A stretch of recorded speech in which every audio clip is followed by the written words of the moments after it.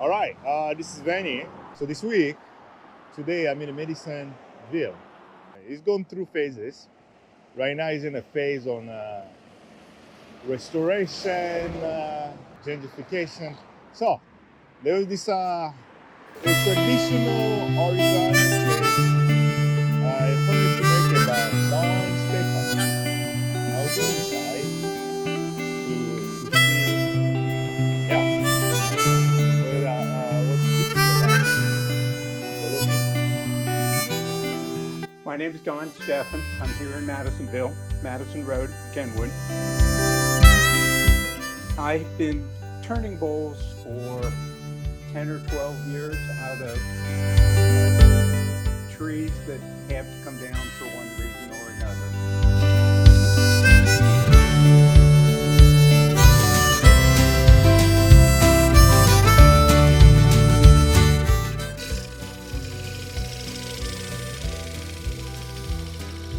So this extending down here Yeah. is why I went back and removed some more wood in the middle of the box.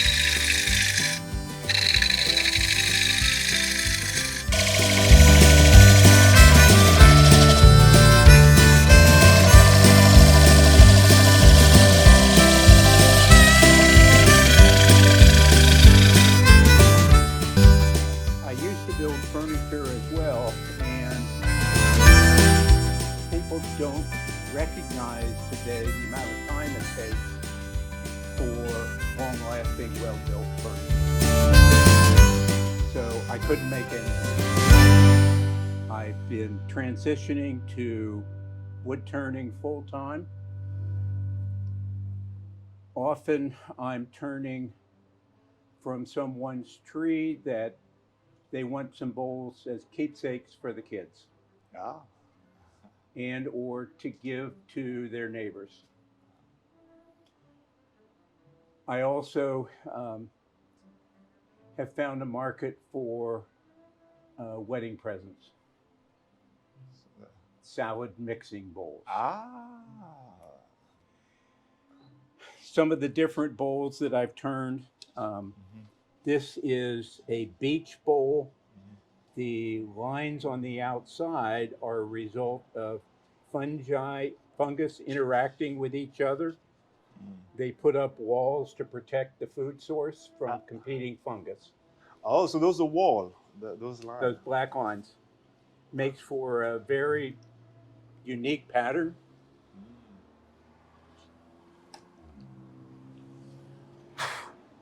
What can be very interesting turning from trees is what I find inside the tree. Uh-huh. In this instance, I don't know if you can see some black marks and here a streak. Yes. I was just completely puzzled by that. So I asked a wood scientist, and she said that's a result of sapsucker woodpeckers pecking on the bark so they can drink the sap. Oh. Then the tree reacts to damaged in the bark, Yes. creates a molecule to prevent fungus from coming in. Yeah. And in walnut, this happens to be black walnut, that compound stains the wood dark brown. So this is simply a result of sapsucker woodpecker. Might not be able to see it on camera, but there are a number of additional spots here in the heartwood from prior years of activity. Just fascinated me. It's the same concept of the wall, similar, some parallel to it. Somewhat, yes. If a tree still is living and senses a fungal invasion, Yes. in walnut, it made this compound, antifungal compound, that colored the wood dark brown. In beech, it makes a similar compound that colors the wood reddish brown. So we have lines here made by the fungus itself to wall off competing fungi, and what's known as host response, this brown color, the tree made trying to compartmentalize the various fungi. Wow. We have to start turning wood while it's still green, while it's still wet.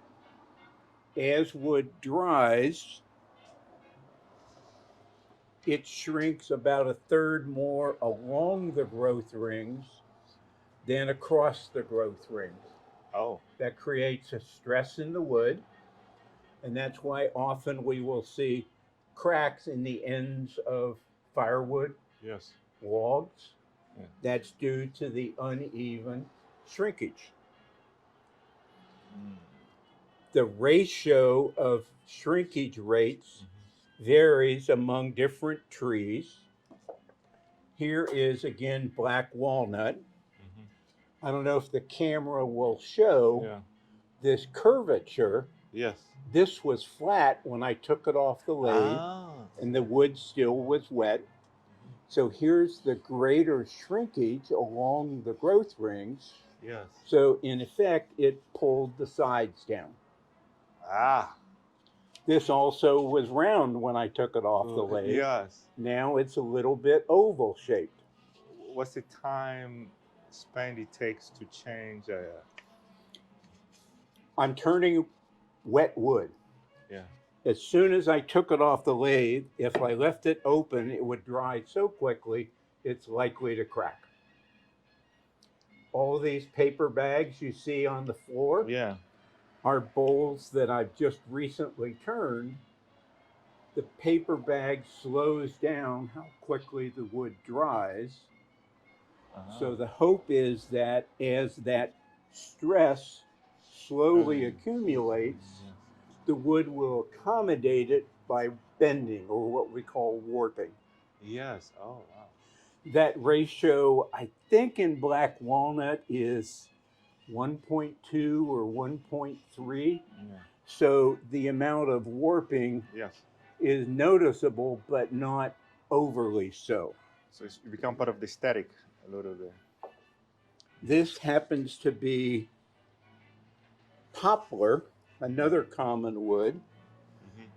You can see it also has warped some as it dried. Yes. Not extensively, but like the walnut, it's fairly uniform movement. Some trees are anything but uniform. This is very small, but perhaps it'll show up that the warping was not uniform. This is American beech, and it tends to warp unevenly. It warps much more than walnut, but can be uneven. So sometimes the rim runs up and down around the side of it, which I think is fascinating. Wow. Wow, this is amazing. Here is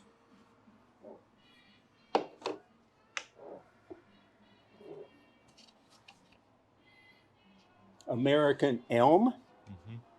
I'm sorry, it's elm. I don't know if it's American or red, but you can see this did not warp symmetrically. Here's a little bit greater curve here, a flat section, and then all of a sudden it trends from flat to curved. It's not symmetric the way that the walnut is. The warpage is a little greater than it was in the walnut. I happen to especially like turning elm because I like looking at the end grain. And I appreciate the movement as the bowl dries. Wow. Many bowl turners don't like rims that are not perfectly flat.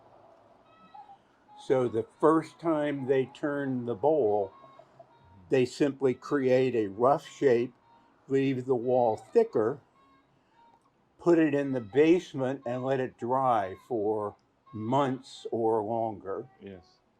It's going to warp.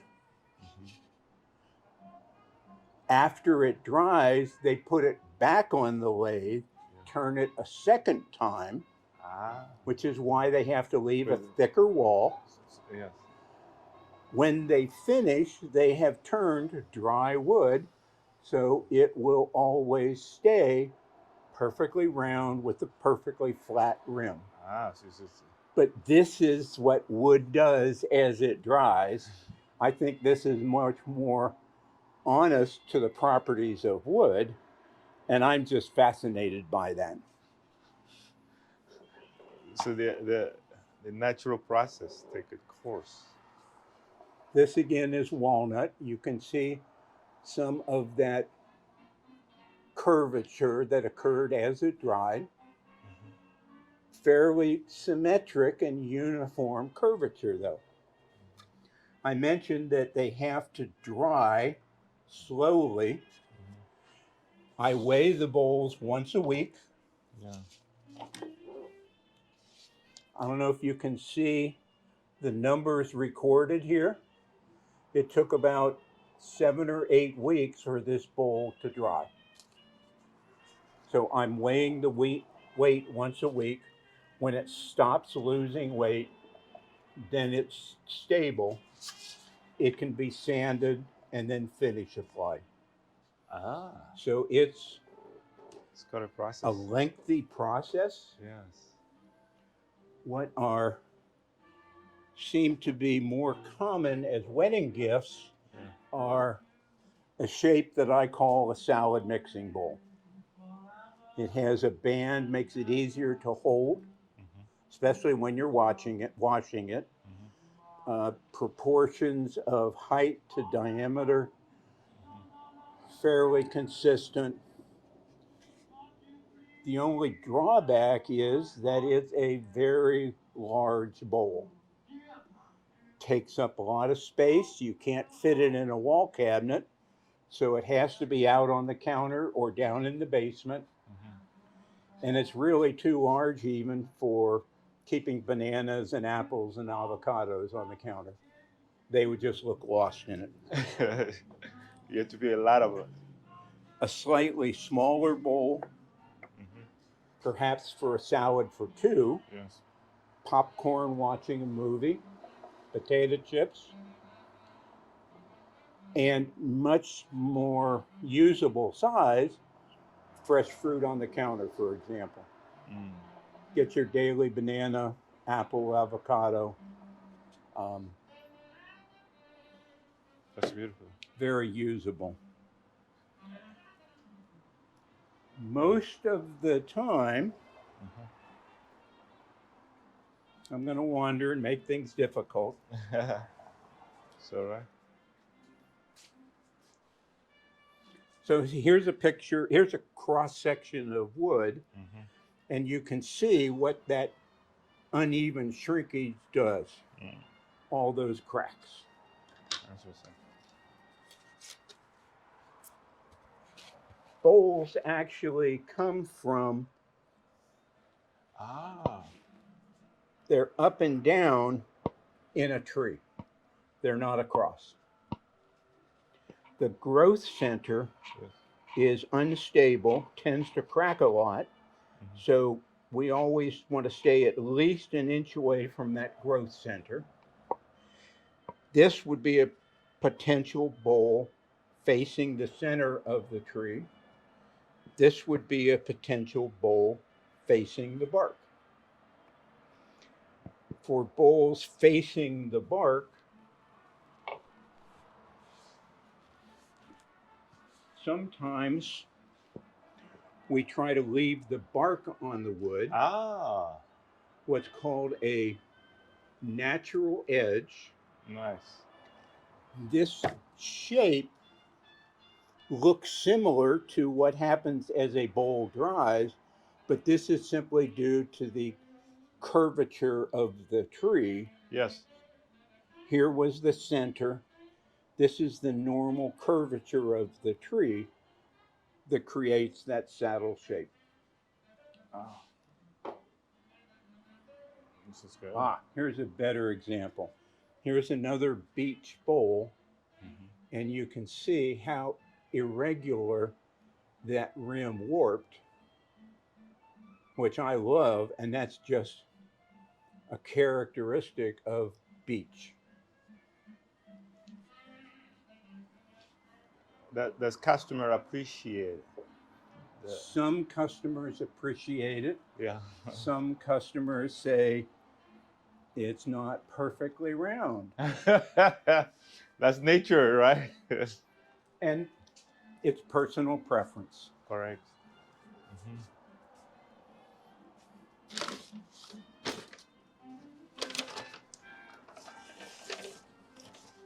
Oh. Here is a more dramatic example of Yeah. what's known as a natural edge. This is black walnut. Has a much thicker bark than the beech. Can make for a more dramatic look. Is more fragile. This thick bark can break off, and that's what happened here. And if it comes off while the wood is turning on the lathe, that piece of bark is lost in the pile of shavings. It's not something that can be found and glued back on. If a piece comes off while the bowl is being sanded, yes, you can keep track of it, glue it back on. Survival of the fittest.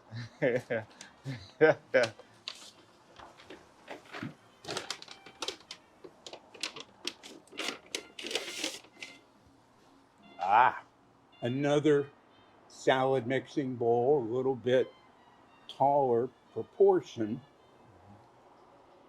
This is black walnut. The dark colored wood is what's known as the heartwood, the inner wood in the tree. The lighter colored wood is what's known as sapwood underneath the bark. The liquid that moves up and down in a tree we call sap. Contains sugar and water. So apparently that's why this lighter colored wood is called sapwood. It's not intended as a derogatory term. It's simply how the wood functions. You can see the growth rings. So this was the center of the log. We're moving out on the growth rings. We get to the sapwood, and then the bark was beyond that. It's different layers. Layers. Wow. That's Here happens to be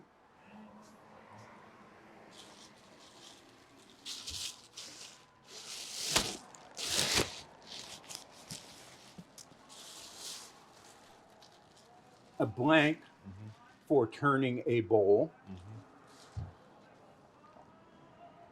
Because of the dirt, it's hard to tell, but the growth rings are curved this way. Yes. Here is the sapwood. Here is a little bit of the bark.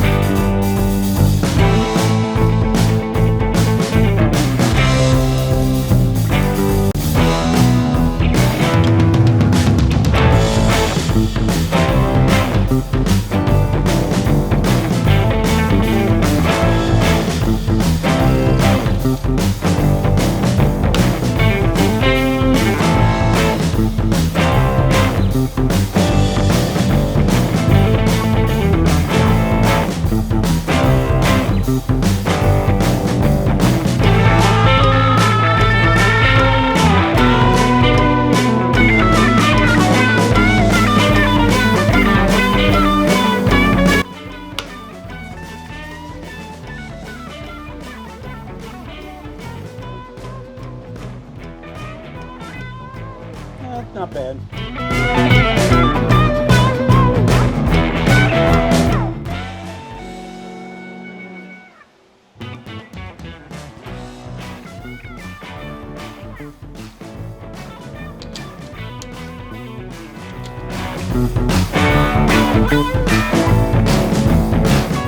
Hey, voila. So this extending down here is why I went back and removed some more wood in the middle of the bottom.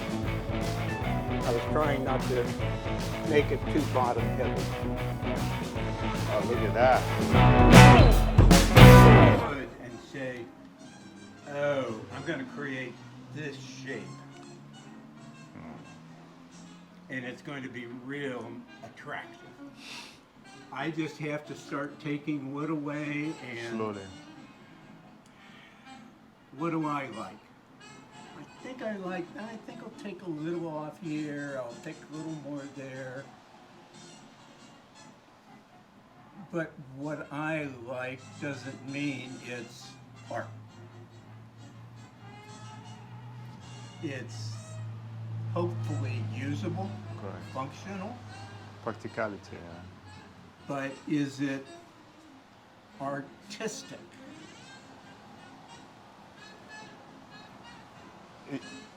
I turned a bowl 4 or 5 years ago, and I really liked the result. Wow. So I tried to make a drawing of it. I found the drawing a couple days ago and decided I'm going to try to make that shape again. The diameter, everything.